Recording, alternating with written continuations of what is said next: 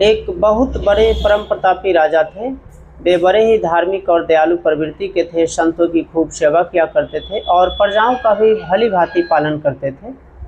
राजा ने भगवान श्री कृष्ण का एक मंदिर बनवाया जंगल में, और नित्य प्रतिदिन राजा उसमें स्वयं पूजा करने के लिए, आरती करने के लिए जाते थे। राजा प्रतिदिन स्वयं अपने हाथों से भगवान को भोग लगाते, भगवान की आरती करते, उसके बाद राजमहल आते और फिर उसके बाद राज दरबार में जाते। यानी नित्य प्रतिदिन राजा सबसे पहले मंदिर में जाते, पूजा अर्चना करते, उसके बाद ही राजकाज संभालते थे। तो राजा के इस भक्ति से भगवान श्री कृष्ण प्रसन्न हो गए और एक दिन भगवान श्री कृष्ण प्रकट होकर राजा को दर्शन दिए। भगवान श्री कृष्ण ने राजा से कहा कि मैं तुम्हारी निष्कपट भक्ति से प्रसन्न हूँ, तुम कोई मुझसे वर मांग लो, वरदान मांग लो। राजा ने भगवान से कहा कि प्रभु, आपका दर्शन होने के बाद मुझे और किसी चीज़ की अभिलाषा नहीं है। अगर आप मुझ पर इतने ही प्रसन्न हैं तो मेरे प्रजाओं को एक बार दर्शन दे करके आप उसे कृतार्थ कर दीजिए, ताकि उसका लोक और परलोक दोनों संवर जाए। राजा के इस अनुनय को भगवान श्री कृष्ण टाल न सके। अपने निष्कपट और निश्चल भाव से भक्ति करने वाले अपने उस सेवक की बात को भगवान श्री कृष्ण टाल न सके, और भगवान श्री कृष्ण ने राजा से कहा कि मैं तुम्हारे सभी प्रजाओं को दर्शन दूंगा, लेकिन एक तिथि निश्चित कर लो, उसी तिथि को मैं निश्चित समय पर दर्शन दूंगा और समय खत्म होने के बाद मैं दर्शन नहीं दूंगा। राजा ने भगवान श्री कृष्ण को एक निश्चित तिथि और निश्चित समय बता दिया कि प्रभु, आप इस निश्चित तिथि को, निश्चित समय पर आप अपना दर्शन दीजिए। उससे पहले मैं सारे प्रजाओं को सूचित कर दूंगा कि भगवान श्री कृष्ण दर्शन देंगे। भगवान श्री कृष्ण ने कहा कि ठीक है, मैं तुम्हारे कहे हुए निश्चित तिथि और निश्चित दिन समय को मंदिर में दर्शन के लिए प्रकट हो जाऊंगा, तुम अपने समस्त प्रजाओं को लेकर के आ जाना। उसके बाद भगवान श्री कृष्ण अंतर्ध्यान हो गए, चले गए। तो राजा वहाँ से वापस राजमहल में आए और अगले दिन उन्होंने पूरे राज्य में ढिढोरा पिटवा दिया कि अमुक तिथि को, अमुक समय को भगवान श्री कृष्ण हम सभी को दर्शन देंगे। इसलिए सभी नगरवासियों से अनुरोध है कि वे भगवान श्री कृष्ण का दर्शन करने के लिए मंदिर में चले। अब जिसने भी सुना सब हर्षित हो गया कि भगवान दर्शन देंगे, तो उस तिथि को सभी लोग जाने के लिए तैयार थे। आगे आगे राजा चले और उनके पीछे रानी, और फिर राजा और रानी के पीछे उस नगर की समस्त प्रजाएं थी जो जा रहे थे।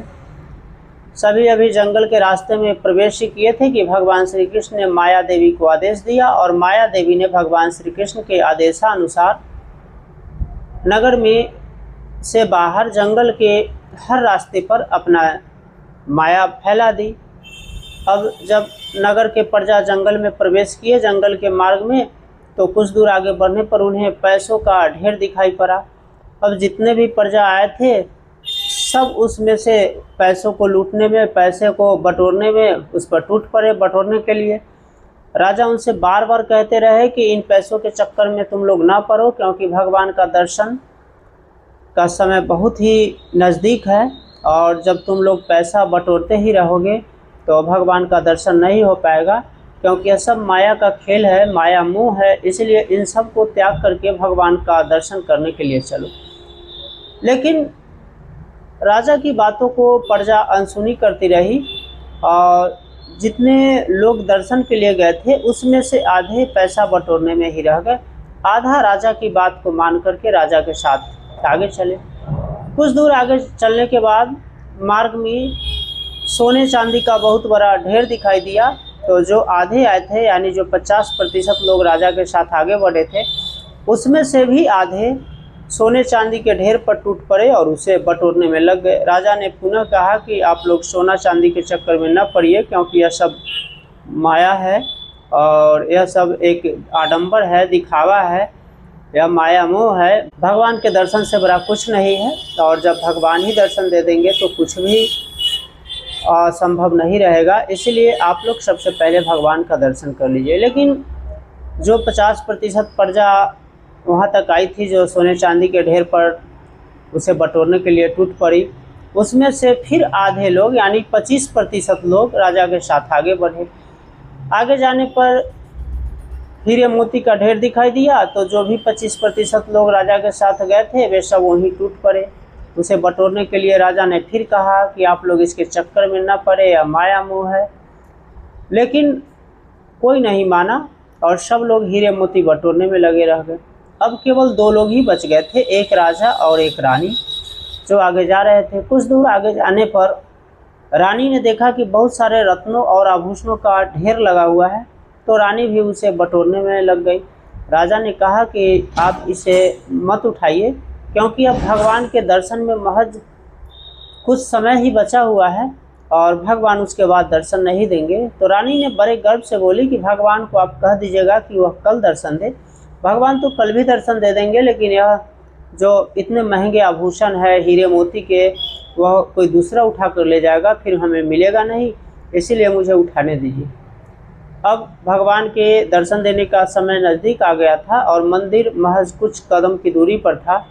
राजा ने रानी को भी छोड़कर अकेले आगे की ओर बढ़ गए, और जब वहाँ गए तो समय हो चुका था। भगवान अपने निश्चित समय पर प्रकट थे। राजा ने भगवान को साष्टांग दंडवत प्रणाम किया और भगवान मुस्कुराते हुए राजा से पूछे कि राजन, आपकी सारी प्रजा कहाँ है? तब राजा ने कहा कि भगवान, सब माया मोह के जाल में फंस गए और सब वहीं हीरे मोती, सोने चांदी, आभूषण और पैसों के चक्कर में वहीं रह गए। कोई आपका दर्शन करने यहाँ तक नहीं आया, सब लोभ में ही रह गया। भगवान ने राजा से कहा कि राजन, जो लोग भी मेरी आराधना करते हैं, जितने लोग मेरी आराधना पूजा करते हैं, मेरा वंदन करते हैं, वे सब मुझसे केवल धन और ऐश्वर्य की ही कामना करते हैं।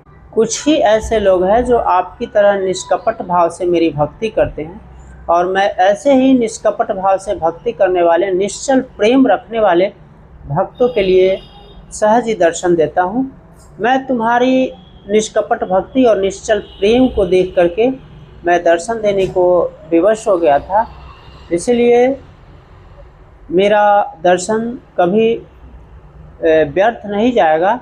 और भगवान श्री कृष्ण ने राजा को ऐश्वर्यशाली और समृद्धशाली होने का वरदान दिया। राजा ने भगवान को साष्टांग पुनः दंडवत प्रणाम किया और भगवान अंतर्ध्यान हो गए। तो यह थी आज की पावन कथा। लोग भगवान को धन, ऐश्वर्य और समृद्धि की आशा से पूजा करते हैं। भगवान से केवल सब कुछ सुख संपत्ति का साधन ही मांगते हैं, उनसे प्रार्थना करते हैं।